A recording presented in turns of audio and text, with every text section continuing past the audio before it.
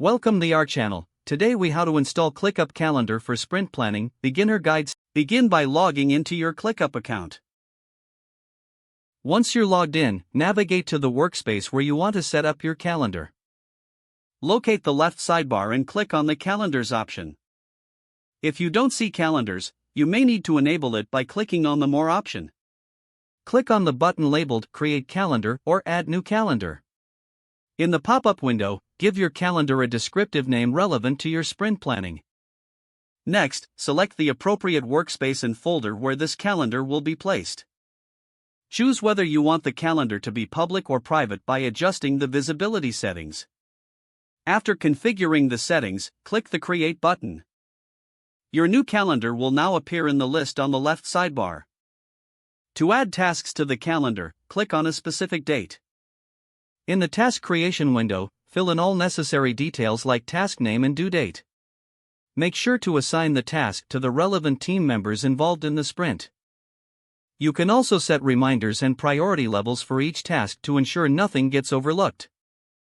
Repeat this process for each task you want to add to your sprint calendar. Once you have added all tasks, review them for accuracy and completeness. To view the calendar in different formats, use the options at the top right corner for month, week, or agenda views. You can also customize the calendar's color scheme to categorize tasks visually. After tweaking settings, explore how to share the calendar with your team by clicking on the share icon. In the sharing settings, adjust permissions based on whether you want team members to edit or view only. Save any changes you make to the sharing settings. Finally, ensure team members are aware of the new calendar and how to access it for effective sprint planning. Now you are ready to utilize your ClickUp calendar for streamlined sprint planning. If the page does not load, refresh the browser or try again in a private or incognito window. Make sure you are using the correct email address, then retype it carefully to avoid small typos. If your password is not accepted, use the reset option and create a new strong password you can remember.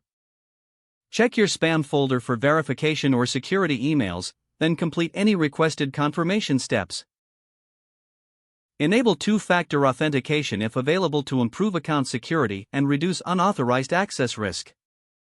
After signing in, review your profile details so your contact information and settings are accurate and current. Don't forget to like this video and subscribe to our channel for more step-by-step tech guides.